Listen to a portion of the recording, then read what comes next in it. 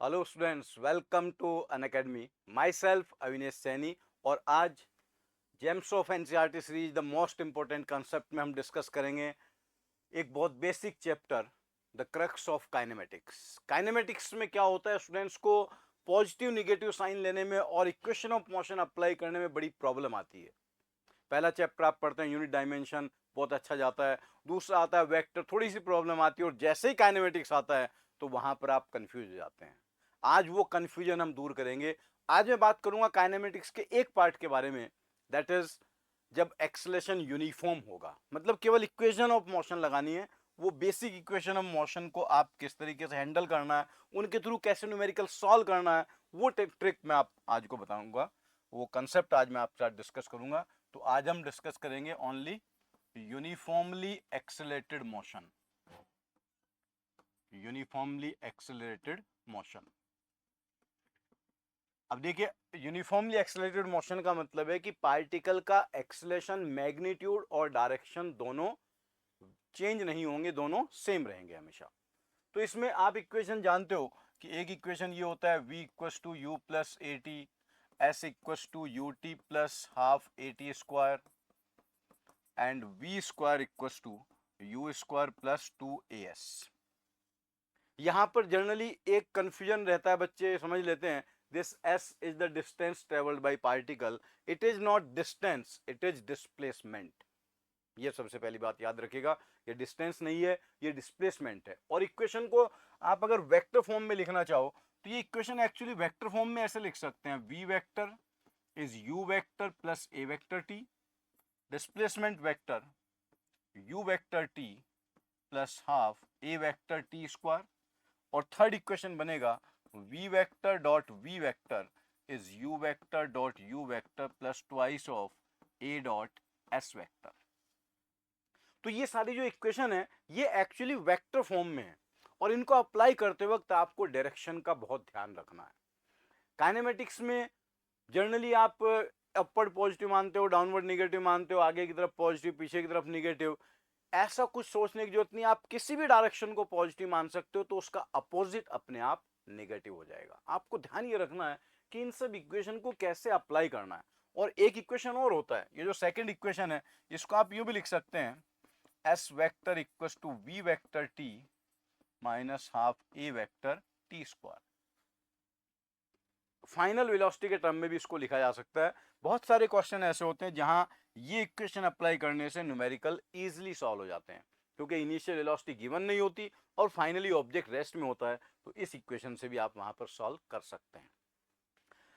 और डायरेक्शन में चूज करते वक्त आपको ध्यान रखना है कि लेट्स से कोई ऑब्जेक्ट इस लाइन पर चल रहा है, तो आप ये पहले से कंसिडर कर लीजिए किस डायरेक्शन को आपको पॉजिटिव मानना है।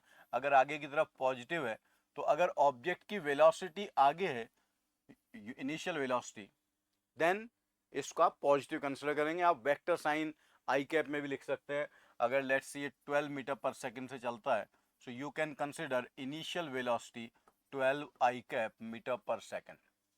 अगर इसका एक्सेलेरेशन भी इधर ही है, सेम डायरेक्शन में, velocity and acceleration are in same direction, तो पार्टिकल की स्पीड इंक्रीज होगी और ये हमेशा इस स्ट्रेट लाइन पर चलता रहेगा। फिर जो सेकंड इक्वेशन हमने s लिखा था, वहां डिस्टेंस और डिस्प्लेसमेंट दोनों सेम होंगे।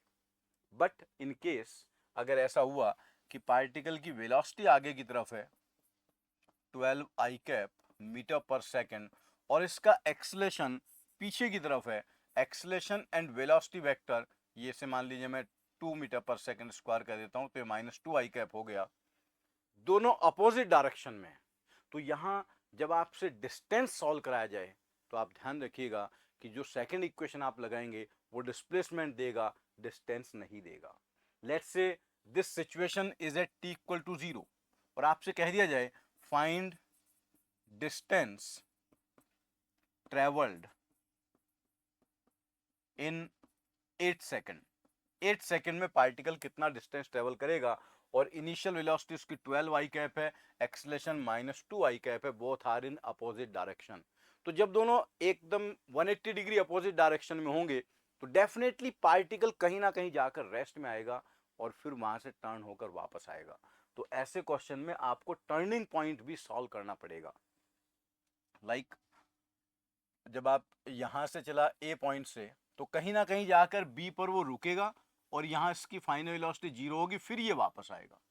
अगर आप उन 8 सेकंड के लिए ये इक्वेशन लगा दोगे, s equals to u t plus half a t square, तो u की वैल्यू है 12 और टाइम था 8 second, minus half 2 into t square that is 8 का स्क्वायर, तो ये तो कैंसिल आउट हो गया। और अब इसको आप सॉल्व करोगे तो 12, 8 इसमें कॉमन आ गया, 12 माइनस 4, 12 माइनस 8, और आंसर आपका आ जाएगा 32 metre. So this is not distance, ये डिस्टेंस नहीं है, ये एक्चुअल में ये जो इनिशियल पॉइंट है और 8 सेकंड बाद वो जहां पहुंचा सी पॉइंट पर, इन दोनों के बीच का separation, this is 32 metre. It is not distance travelled, it is the displacement in 8 second. ये 8 सेकंड का डिस्प्लेसमेंट है। तो आप डिस्टेंस कैसे सॉल्व करेंगे? आपको ये बी वाला पॉइंट भी यहां पर पहले कैलकुलेट करना पड़ेगा कि बी कितना दूर था, वो कितना दूर जाकर रुका था। और इसको आप यहां से भी सॉल्व कर सकते हैं, थर्ड इक्वेशन लगा सकते हैं, v square equal to u square plus 2as, या सेकेंड इक्वेशन भी लगा सकते हैं। लेकिन सेकेंड इक्वेशन अप्लाई जब आप करोगे you t plus half a t square, इसके लिए पहले आपको ये कैलकुलेट करना पड़ेगा कि वो कितने टाइम बाद रुका। इससे बेटर है कि आप थर्ड इक्वेशन डायरेक्ट लगा दो, यहाँ फाइनल वेलोसिटी 0 बनी, तो 0 इक्वल टू 12 का square minus 2a into S, और ये आ जाएगा 144/4, 144/4, this will be 36 second, 36 metre. तो 36 मीटर आगे जाकर रुका और अभी इनिशियल पॉइंट से 32 मीटर दूर है, तो ये 4 मीटर और पीछे आया होगा, तो टोटल डिस्टेंस जो इसने ट्रेवल किया, it is 36 plus 4, that will be 40 metre. तो जो सेकंड इक्वेशन है वो आपका डिस्प्लेसमेंट दे रहा है, डिस्टेंस नहीं दे रहा है। और आप ये बता सकते हो कितने टाइम बाद वहां पर रुकेगा। वेलोसिटी को 0 करो तो 12 माइनस 2t इक्वल टू 0, यहां तक आने में उसको टाइम लगा होगा 6 second. 6 second is the turning point. 6 second तक पार्टिकल की स्पीड डिक्रीज होगी। अब इसके बाद देखो वेलोसिटी भी नेगेटिव हो गई, एक्सेलेरेशन तो नेगेटिव था ही, now it will be speeding up, अब इसकी स्पीड बढ़ती जाएगी। तो इस इक्वेशन को अप्लाई करते वक्त ये पॉइंट जरूर याद रखिएगा। ऐसे ही कंफ्यूजन होता है जब हम मोशन अंडर ग्रेविटी पढ़ रहे होते हैं। जैसे ये कोई टावर है, इस टावर का हाइट मान लीजिए आपको गिवन है 100 मीटर, और यहां से किसी एक बॉल को ऊपर की तरफ फेंक दिया 40 मीटर पर सेकंड से। अब ये बॉल ऊपर जाएगा और वापस इधर ग्राउंड पर आकर टकराएगा। तो आपसे पूछा जा सकता है कितने टाइम बाद ग्राउंड पर टकराया, ग्राउंड पर स्ट्राइक करेगा तो उसकी स्पीड क्या होगी, वेलोसिटी क्या होगी। तो यहां पर जिस पॉइंट से फेंका गया इसी को आप ओरिजिन बना दीजिए और अपर डायरेक्शन को आप पॉजिटिव मानेंगे। अगर अपर डायरेक्शन पॉजिटिव है तो इनिशियल वेलोसिटी आ गई 40 मीटर पर सेकंड पॉजिटिव, और चाहे ये ऊपर जाए चाहे ये नीचे आए, acceleration due to gravity G तो डाउनवर्ड होगा। तो इसका जो एक्सलेशन हुआ दैट विल बी -10 मीटर पर सेकंड स्क्वायर। नाउ आपको कैलकुलेट करना है कि कितने टाइम बाद ग्राउंड पर पहुंचा। तो जब ये ग्राउंड पर पहुंचा तो अपने स्टार्टिंग पॉइंट से कितना नीचे आया, 100 मीटर नीचे आ गया। The separation between initial and final point is called displacement. तो आपको ये देखना है ध्यान से कि इसका डिस्प्लेसमेंट कितना हुआ। क्या डिस्प्लेसमेंट 100 मीटर है? डिस्प्लेसमेंट तो नीचे की तरफ है, दिस इज -100 मीटर, -100 होगा। अब जब इक्वेशन आप अप्लाई करेंगे तो बहुत इजीली आपको वैल्यू मिल जाएगी, s equal to u t plus half a t square लगाओ, तो 100 equal to 40t minus half 10t square, और फिर ये 5 आ गया, 5 से और कट करोगे तो आ जाएगा -20 equal to 8t minus 5t square, 5t square minus 8t minus 20 equal to 0।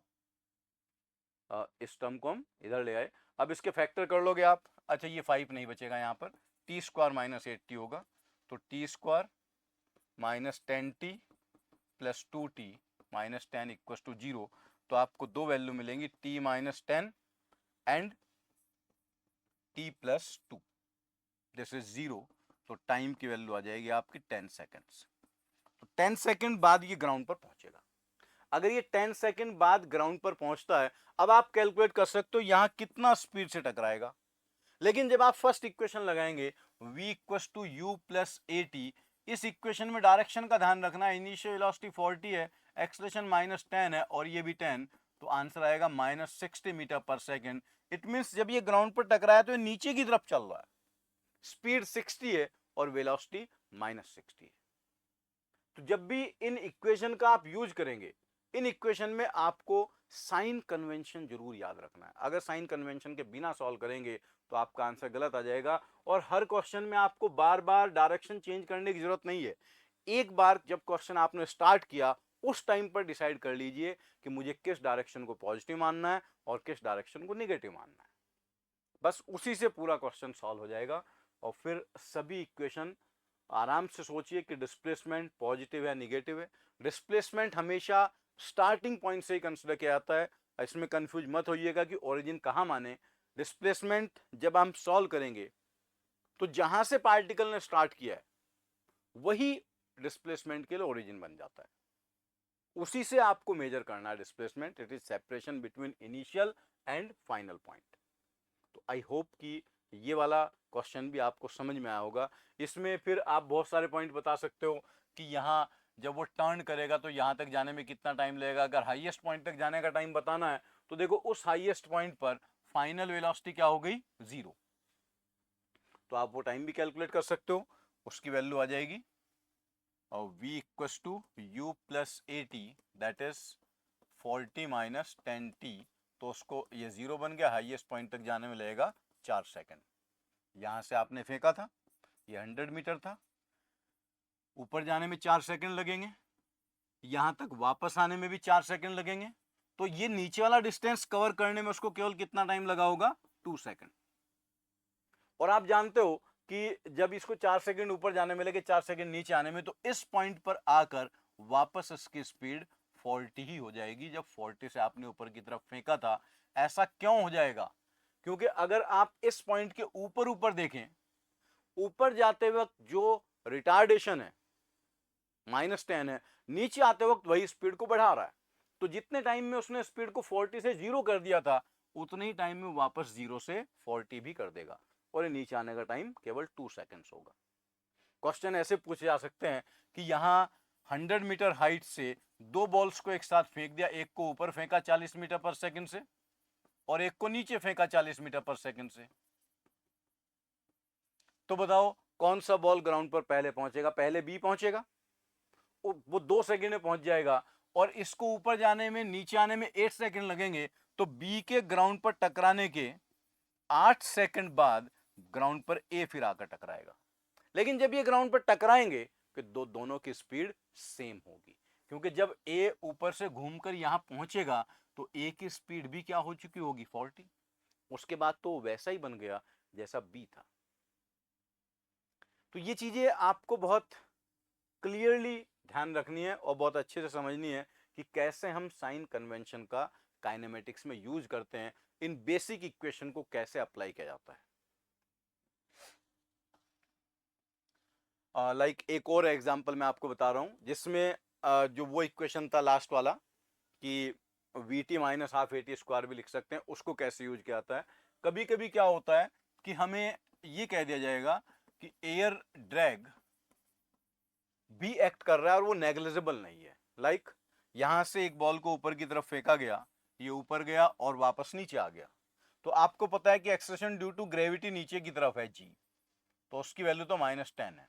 लेकिन जब ये बॉल ऊपर जा रही होगी, अगर एयर ड्रैग भी कंसिडर किया गया है, तो ऊपर जाते हुए एयर रेजिस्टेंस नीचे की तरफ लगेगा, लेकिन नीचे जब आएगा तो एयर रेजिस्टेंस ऊपर लगेगा। अगर एयर ड्रैग के कारण जो इसमें एक्सेलरेशन बनता है वो अगर ए है, तो जब बॉल ऊपर जाएगी एयर रेजिस्टेंस नीचे लगेगा, तो अपवर्ड मोशन में एक्सेलरेशन हो जाएगा g plus a1 which is negative. Obviously upward direction आपने पॉजिटिव मान लिया तो ये निगेटिव बन गया। और जब ये बॉल नीचे आएगी तो एयर ड्रैग ऊपर लगेगा, अब इसका एक्सेलरेशन होगा g माइनस a, वो भी निगेटिव है, डायरेक्शन तो डाउनवर्ड ही है, g को हमने बड़ा मान लिया।